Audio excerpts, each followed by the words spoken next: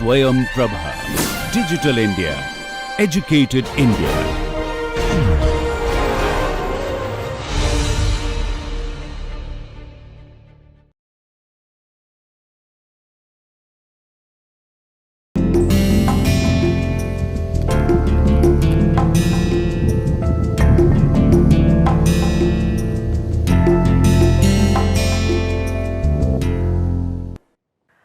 In this lecture, we will look at some theorists whose works are extremely important in understanding anthropology and popular culture. First, I should state that there are a number of theories and theorists who are important for understanding popular culture per se. But from the point of view of anthropology and popular culture, in the interest of time, I will focus on a few scholars whose works are crucial for our understanding here, and which will give us some points to think about as we go through the topic in the next 8 lectures. So, I will start with Raymond Williams, who wrote in the essay Culture and the Masses that culture is one of the most complicated words in the world in English language. And for anthropologists, this is particularly important because culture is what we are supposed to be studying. And yet, we also know that it is easier to say than done. So, in this essay, Williams traces the origin of culture from various European languages to talk about how it came to arrive at this point where it seems to mean a particular kind of thought and behavior. And he starts talking about how culture has to be understood in the plural sense and not in a very singular sense. And he also points to the use of the word culture historically to denote works of art and literature. So, to have a sense of culture, so to speak, or we hear commonly when we hear people talking about others, they would say, oh, these are people with some culture, or they have some knowledge of culture. What do they mean? Williams says that eventually at some point culture began to refer to works of art and literature. But there is also another problematic word which is of interest for those studying popular culture, and that is mass. So, popular culture is always having to deal with this other word called mass culture or mass media as it is more commonly used today. But what is this mass and how are we to understand mass and then look at this culture? Williams points out that mass refers to a large number of people. I mean, in the basic dictionary meaning would be that a large group of people. But it also has certain connotations when we start talking about mass media or mass communications or mass taste, particularly in research on films, for example. This comes through very clearly, as we will see in the lecture on cinema. Tejaswini Ganti's work, for instance, talks about how those involved in the film industry try to distinguish audience by dividing them into a mass audience and then some elite very specific audience. So, the word mass culture comes to mean culture which belongs to a lot of people, which consists of a lot of people, which is followed by a lot of people. But it also therefore means that because the numbers are huge, it cannot be of very high value. It cannot be a very difficult form of expression if so many people can follow and appreciate it. So, these are also other loaded meanings for the term mass, which we have to keep in mind. I will now move to a scholar called Adorno, whose work is much more important in understanding popular culture.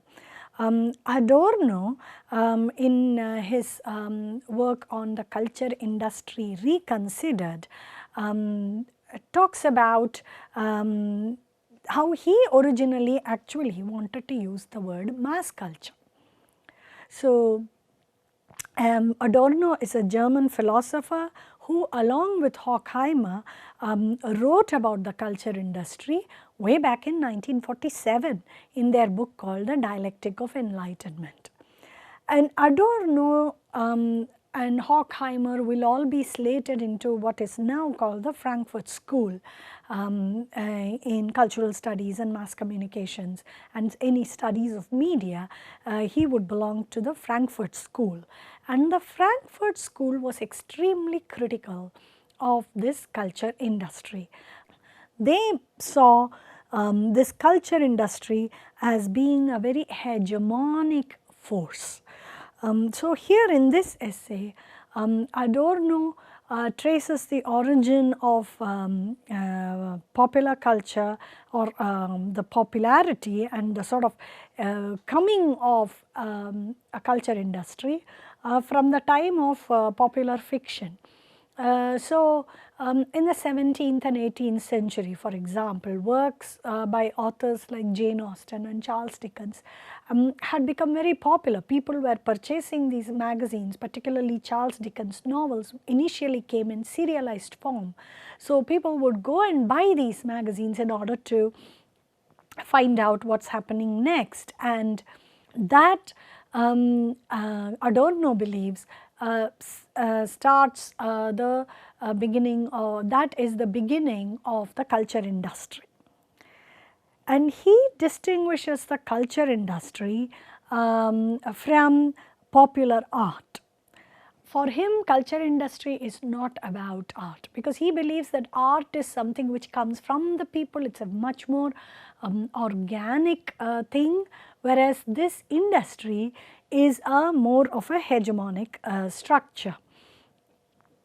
He does admit that the industry cannot function on its own. It cannot be in a vacuum.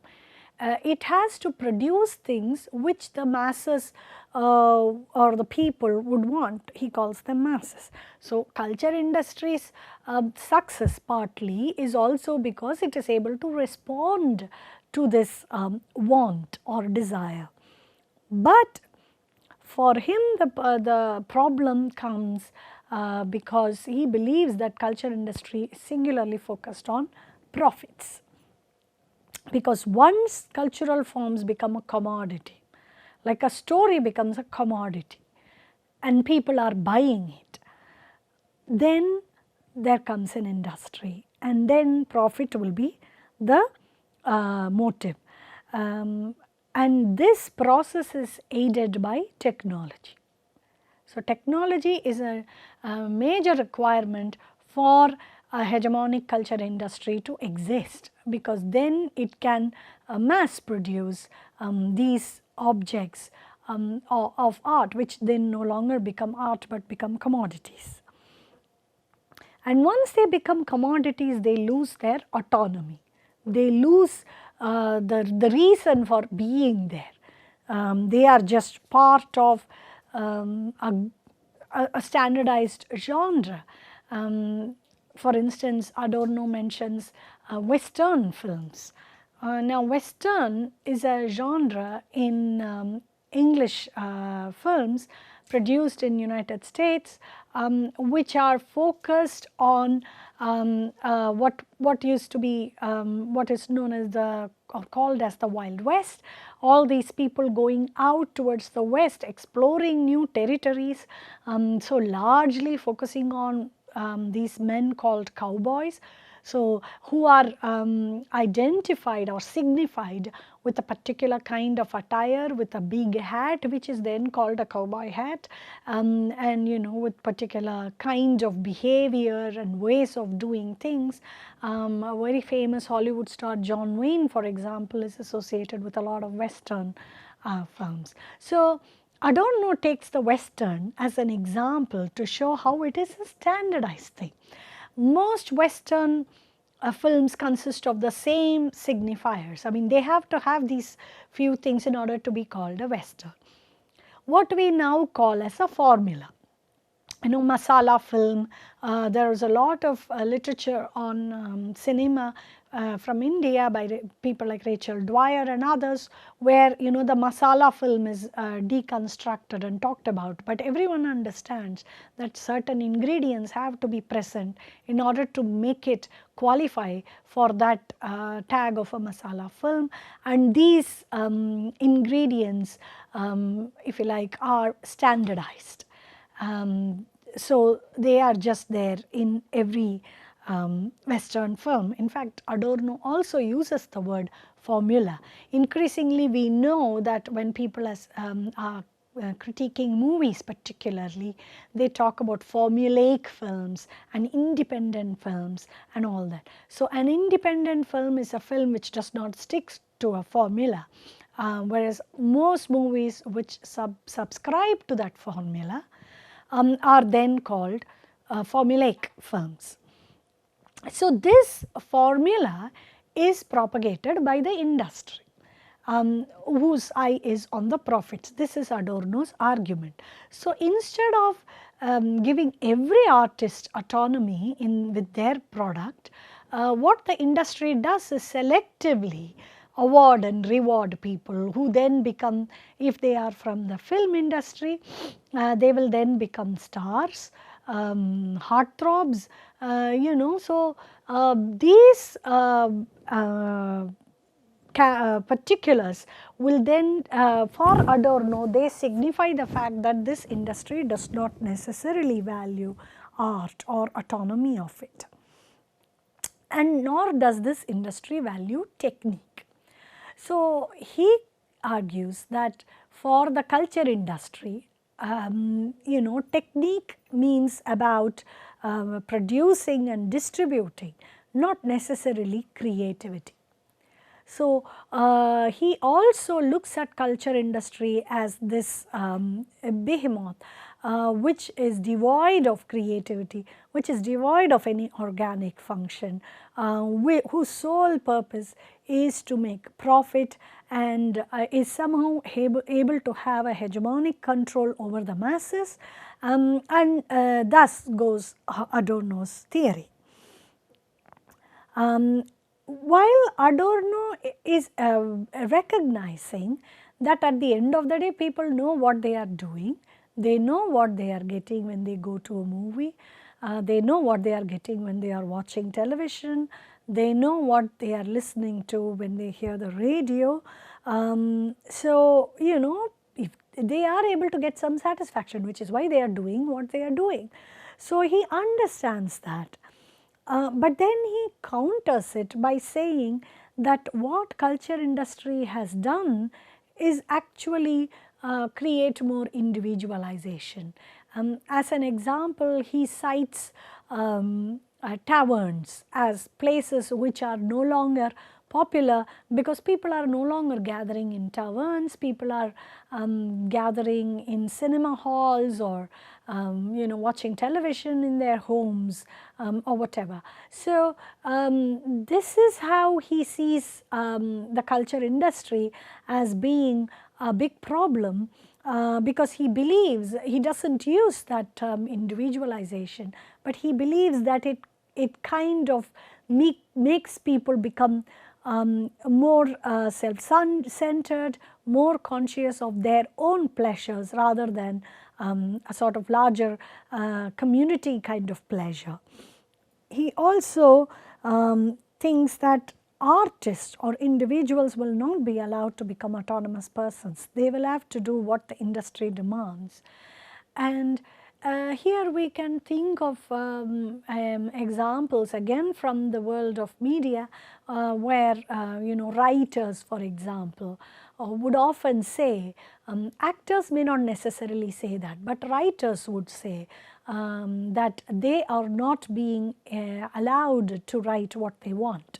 For instance, most of the time they have to subscribe to the larger industry demands or demands of the industry. So this word industry is still heavily used. We still call the world of making movies as a film industry. We call the world of making television fiction as the television industry, the entertainment industry. So, that idea that Adorno put forth, that these creative enterprises function like an industry, except that these are not industries producing a material product, but these are actually industries producing thoughts and ideas and aspirations and desires, therefore much more complicated. He is in many ways anticipating what we now find, in the sense that these big creative industries do function sometimes in more of an industry format. He goes on to criticize this industry as not being very progressive at all. In some sense, particularly in Europe, he believes that this industry kind of negated the progress that had been made by enlightenment. So, he calls a lot of the products coming out of this industry as very regressive.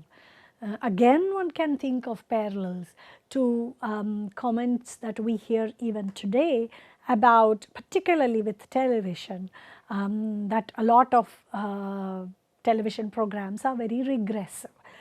So, this was also mentioned by Adorno, but where he is making claims which have been critiqued later is he believed that eventually everyone will subscribe to the ideology that this industry wants, that we are all going to just agree to the plan and not voice our opinions. So, he believes that eventually people will become just masses who will have to be conditioned to want what you will provide. And here he is critiqued years later, of course, by another school of thought which we now have come to understand as the Birmingham School of Cultural Studies, and one of its main scholars or stars is Stuart Hall. So, Stuart Hall is a Jamaican scholar who lived in the UK, lived and taught in the UK, and he argues that it is not as simple as that. We cannot say that culture industry functions in a hegemonic manner without any challenge from the consumers or viewers or the people. He argues that the way to understand popular culture is to look at it as a place where there is a lot of tension. So, tension is the key word that he mentions here. So, what is this tension about? What is this tension between? I mean, who are the actors between whom these tensions play out? So, he says that there is a dominant culture and then there is the subordinate culture, and the tension between the two plays out largely in popular culture. So, popular culture is the place where these transformations occur. And so, obviously, while one group would try to talk about or try to contain the actions of the other group is going to resist. Here, one problem is that there is some kind of a binary understanding of what is going on. Like on one side is this dominant culture, on the other side is this culture, and that is what is going on here, which we now know is not as simple as that. He also points out to the fact that these transformations are not static. They are not going to be permanent, they keep on changing. So, you will have to look at how a form of popular culture has transformed itself over time, and that is the only way one can even make sense of what is going on. So, popular culture is always not about resistance only. This playing out of the tension can even confirm in some ways the dominant or the larger societal perspective. It can, but it will still have to be played out. It is not going to be just accepted like that.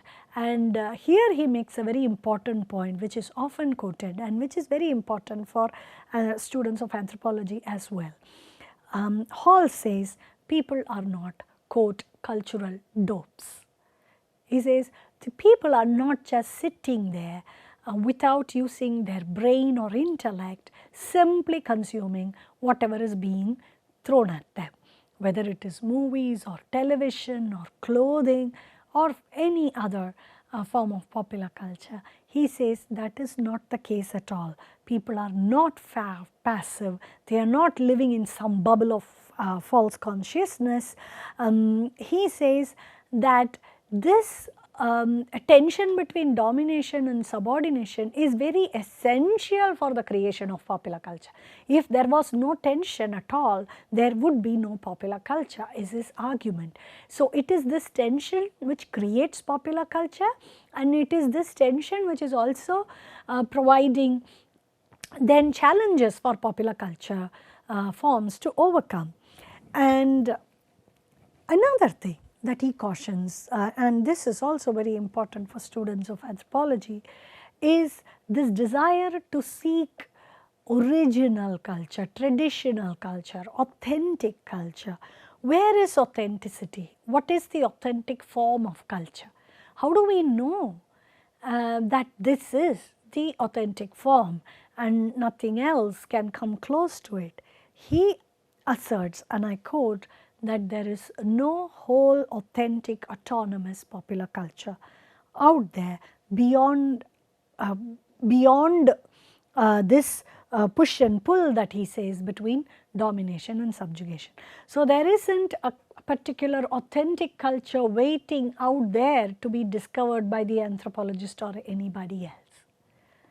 What culture we get to see is what is getting transformed and reorganized and reiterated in this tension between the dominant forces and other groups.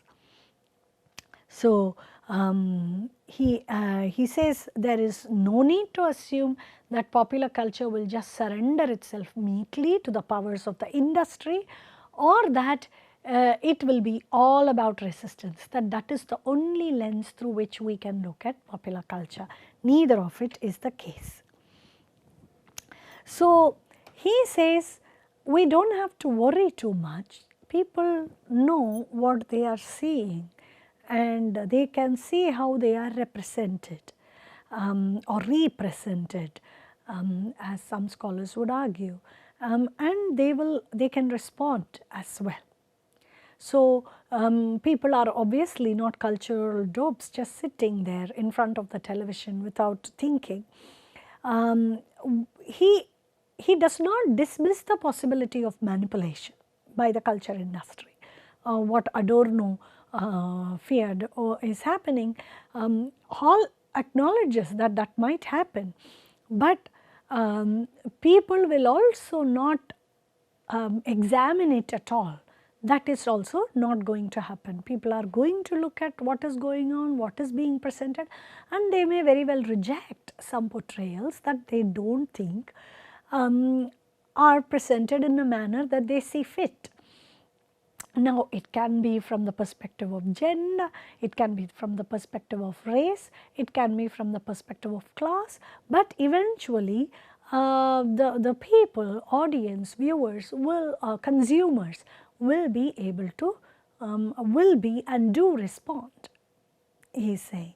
In fact, he uses, there is a sentence he mentions in the essay where he says, we are not blank screens. Humans are not blank screens. They can and do indeed interact very closely with popular culture. And when something is then therefore successful, let us say a formula is successful, the masala film is successful. Adorno will critique it, saying, look, the industry has now come up with a formula and that is it. This is what we are going to see forever and ever. Hall will respond by saying that let us see what is being shown here, which is which people are responding to. What are the factors that are connecting them? So, later in the studies on television and films, we can hear this word connect very often, and that is what Hall is pointing us towards. He says we have to examine what is it that they are able to even see, which is why they are appreciating it. And one reference point here would be television serials. So, there is a lot of criticism about television serials. They are called regressive, very backward, taking us back in time to a period when some things happened that no longer happens anymore, etc., etc. On the other hand, we can also look at them as places where a lot of discussion about family, kinship, gender dynamics, societal issues, aspirations are being discussed. So, it is an arena of discourse for these things, and in which case if we go by Hall's understanding, it makes sense why these TV serials, which appear regressive to some, may be popular with others. So, and here he also talks about a culture of the periphery and then of the elite and the tension which happens between them, and that also can be seen in popular culture. And this aspect is also mentioned by Bourdieu, who we will look at very soon. So, popular culture, the reason why the world of popular culture is so dynamic, so constantly changing and in a flux. So, we may be studying something which is very trendy today, and before you know, in about 5 years time, it will no longer be the trend at all. So, there were chat forums, for example, online forums like MySpace and Orkut, which or even a mobile phone, a technology which came in the form of BlackBerry. 7-8 years ago, these were very big, or even 10 years ago. Today, most people have moved on from a BlackBerry to an Android phone, or from MySpace and Orkut to WhatsApp and other Facebook and other ways of chatting with people. So, popular culture is extremely dynamic, constantly changing, and that is why it is very vibrant. But why is that even happening? Hall is saying that the tension between the dominant and the subordinate makes that possible. It is because of this constant response and reaction and resistance to what is available out there that this popular culture field even is so interesting and so dynamic. And this tension, Hall places it squarely in the realm of class struggle. So, it is also a reflection of the times in Britain when where he lived, but class becomes the prime lens through which Hall is looking at the tension in popular culture. So, he says what we should ask actually is, what form is this tension taking? What is being created and put out there, and what is being removed, and what else is being negotiated? And that is, he says, that is all that is the most crucial about popular culture. He says we should not worry about this industry being very hegemonic and people being completely passive. He says rather we should be asking the question, in what way is this tension actually playing out? What is coming in and what is going out? So, this is what Hall is talking about. Bourdieu, who is a sociologist and anthropologist, French sociologist and anthropologist, and did field work in Algeria, is very important for students of sociology and anthropology. Many of his concepts are very well known. Habitus is one, and another concept which is very well known and studied is also that of social capital.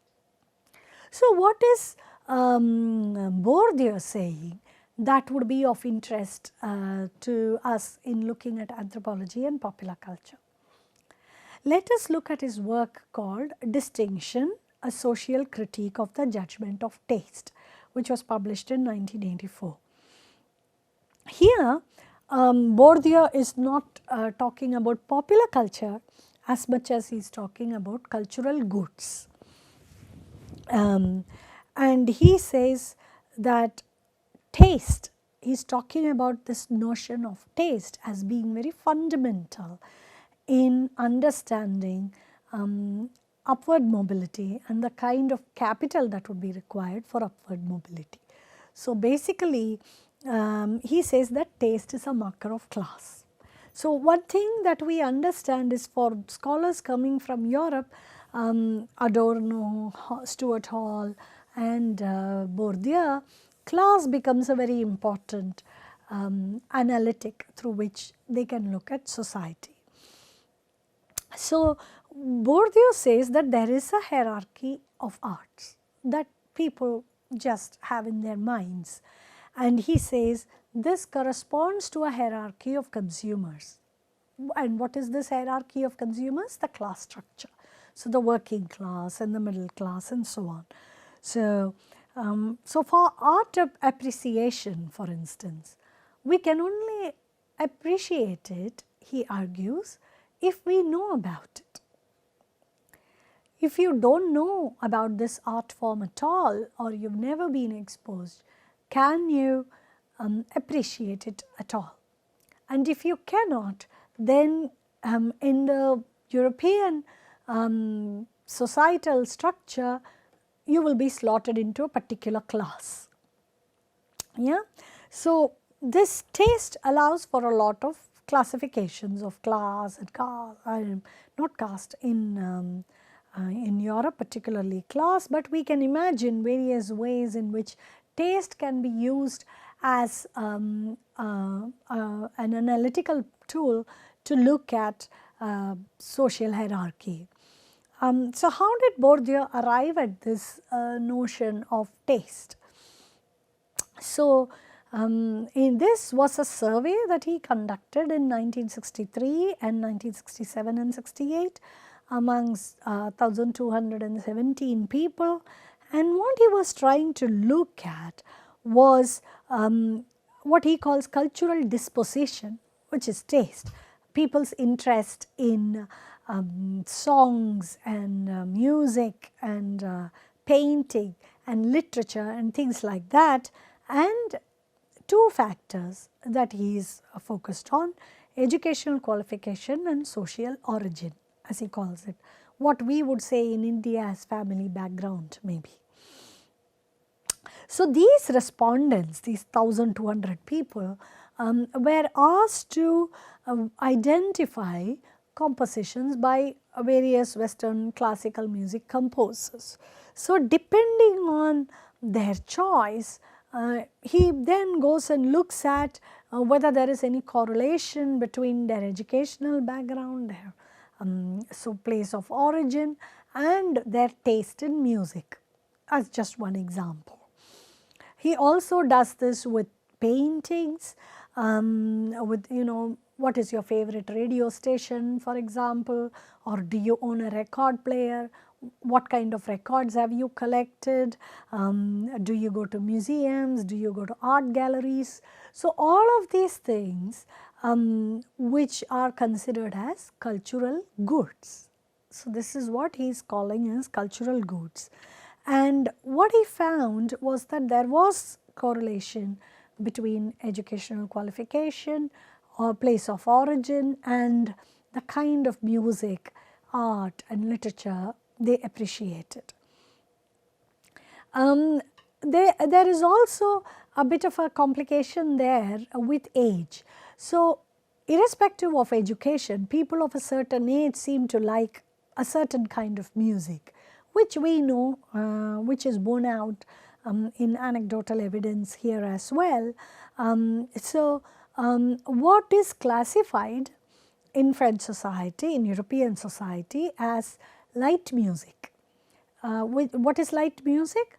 That which is not classical music. And it oftentimes seemed from this survey that people who had a working class background were the ones who preferred what is classified as light music.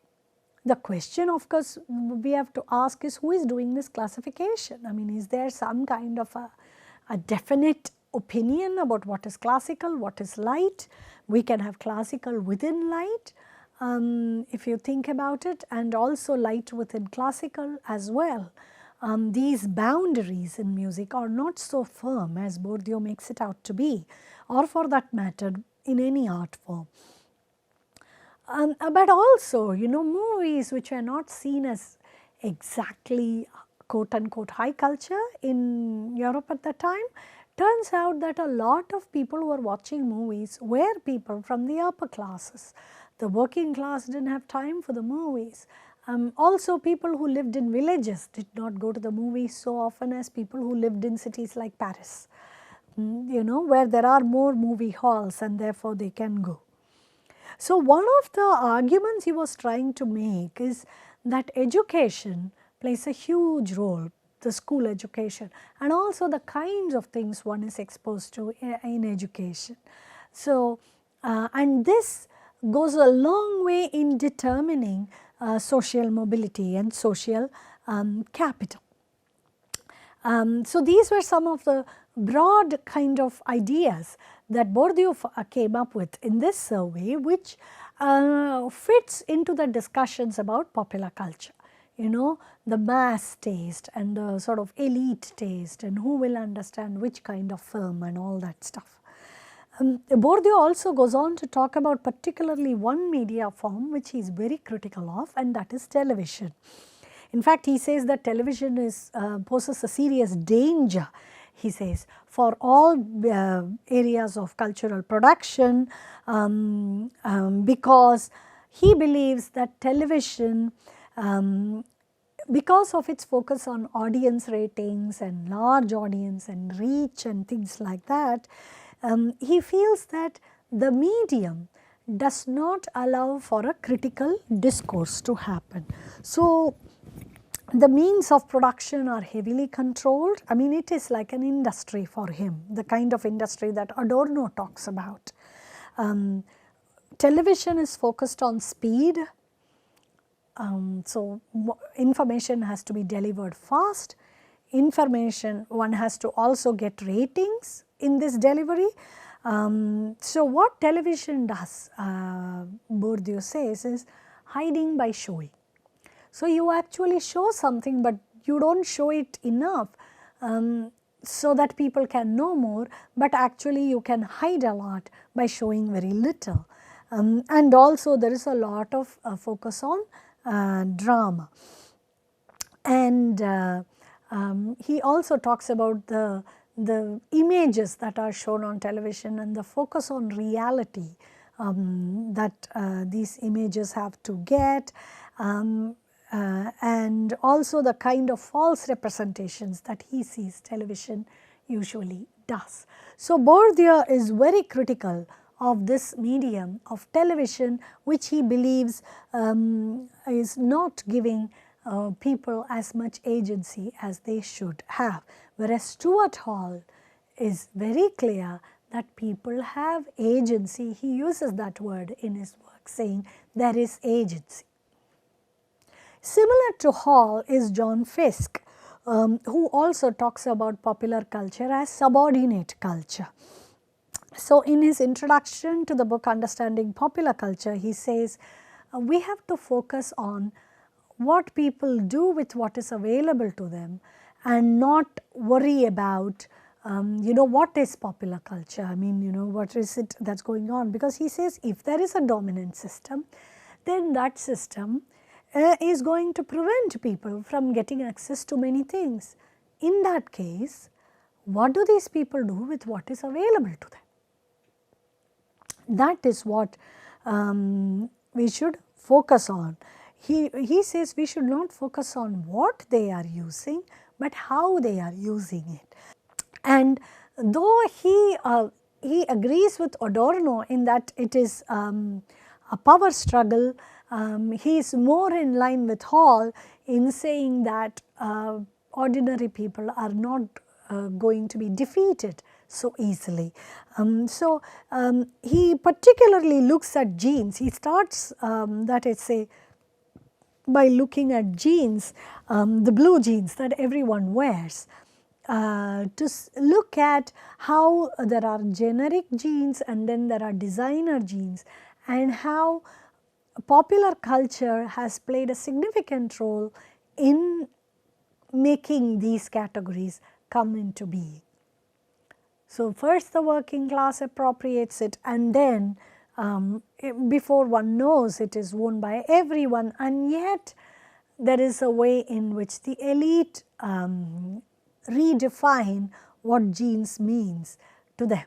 So, this is just an example from Fisk to talk about what he feels is popular culture really about and what we should be focusing on.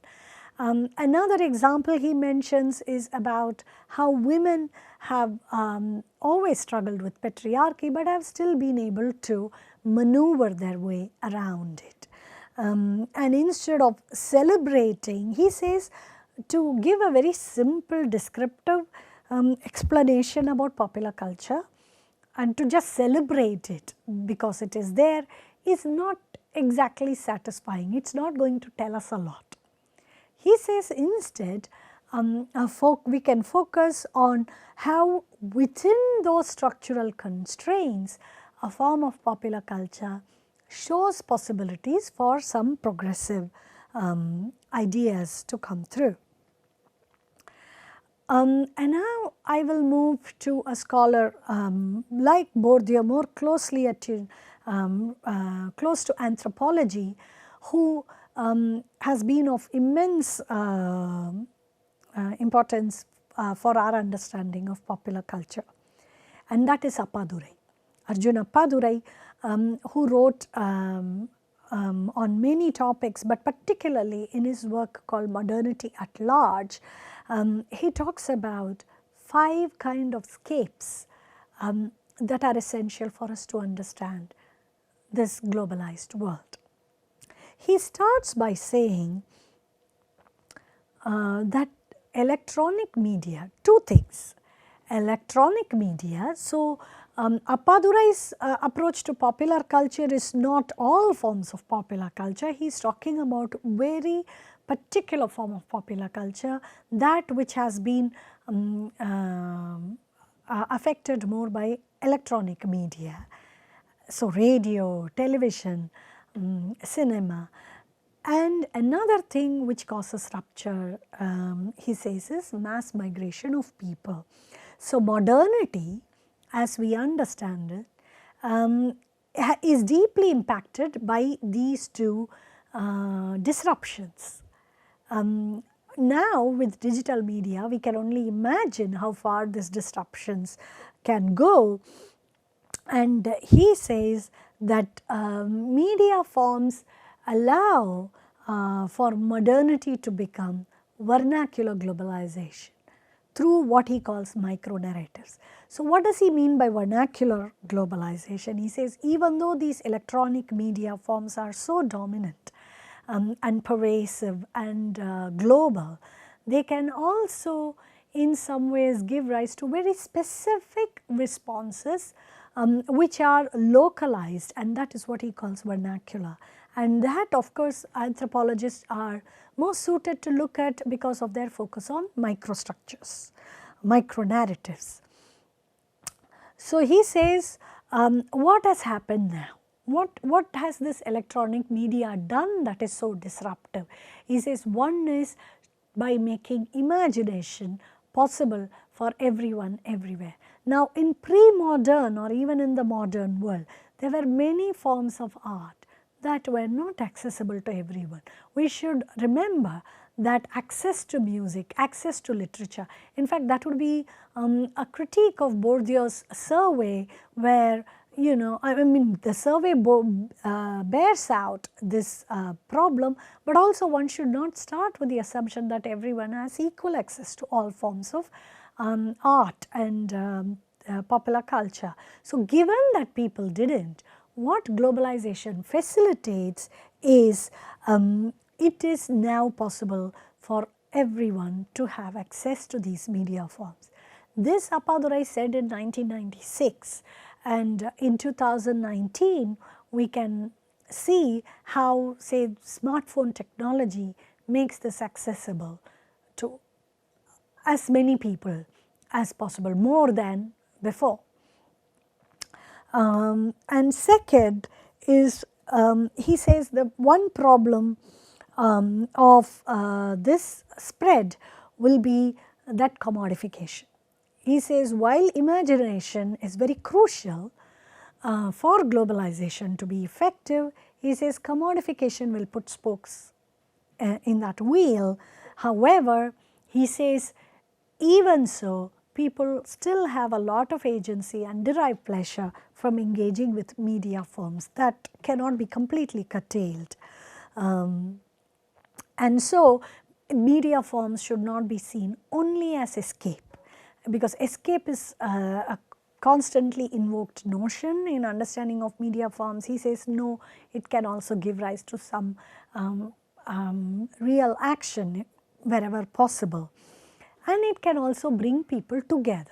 Migrants, the diasporic communities for example, which these kind of media forms allow for them to come together. If we can only think about Facebook groups and WhatsApp groups of people living in places far away from their homes, and media technologies making it possible for them to become one community. National boundaries are also not really boundaries for these media forms. They do flow from one part of the world to another. So, now coming to his concept of scapes, what does he mean by scape? So, he says there are 5 scapes: ethnoscape, mediascape, technoscape, financescape and ideoscape. Now, scape here denotes, from the word landscape is where he has taken it from, to denote a kind of a fluid area available, a fluid landscape available in our heads maybe, but still it is there and it is fluid, and it allows for these imagined worlds, as he calls them, to come into effect.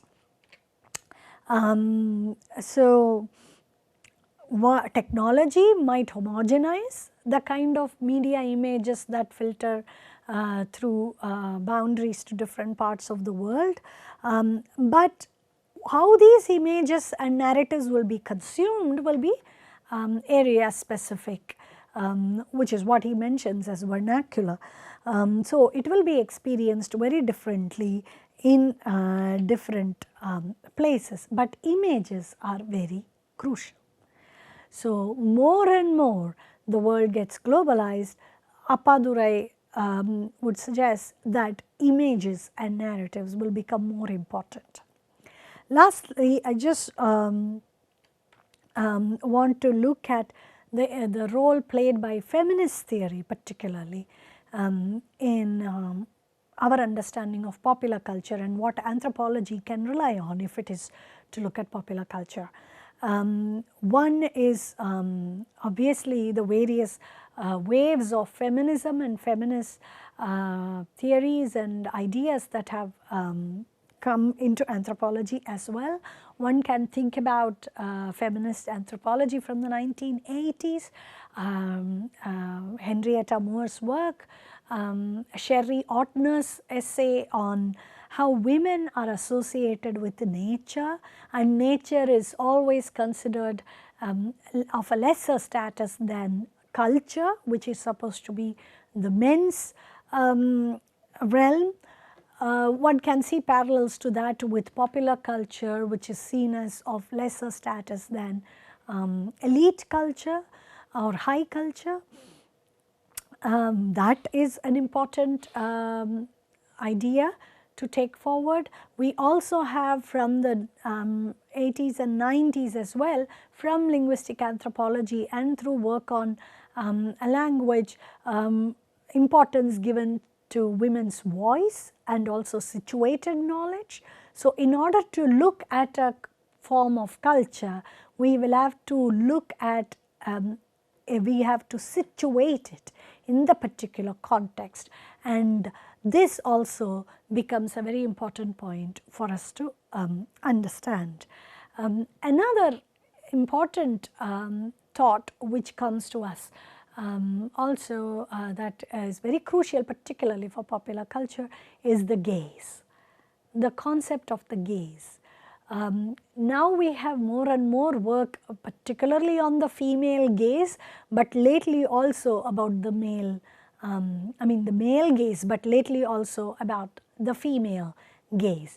Who is looking, what is being looked at, and what does that mean for what kinds of pleasures and anxieties are caused by gazing and being gazed upon, being seen by another person or another system, if you like. So, this is a very important concept which has ramifications for understanding popular culture. Work from gender and sexuality studies and queer theory also are very important. And lastly, intersectionality. We know from feminist theories that it is not just about gender, or it is not just about women even, it is also about locations of these of women and men across and within their cultures, across various hierarchies of race, class, caste, religion, language. So, this will complicate, and here Chandra Mohanty's essay on third world feminism will be important, as well as many other work on black feminist theories from African American women intellectuals. All of these tools are available and needed for us to look at a form of popular culture from the anthropological perspective using these ideas. So, essentially what all of these theories and concepts and scholars are engaged in as a debate is, what are there two or three dominant, or how many dominant and subordinate, subservient, subjugated systems are out there where are cultural struggles being played out. So, one commonality is popular culture is where these struggles are playing out. But again, the debate is whether these struggles are gaining some space or are eventually being marginalized by the powers of industry and commerce. From an anthropological point of view, what the takeaway would be to look at the micro, as Appadurai says, the micro narratives, pay attention to the micro level changes that are happening. Taking all of these scholars, there are many more like Habermas and Marshall McLuhan and Walter Benjamin, scholars have not had time to discuss here, but whose thoughts, while not directly from within anthropology, may be very useful for us to look at popular culture from an anthropological perspective. Thank you.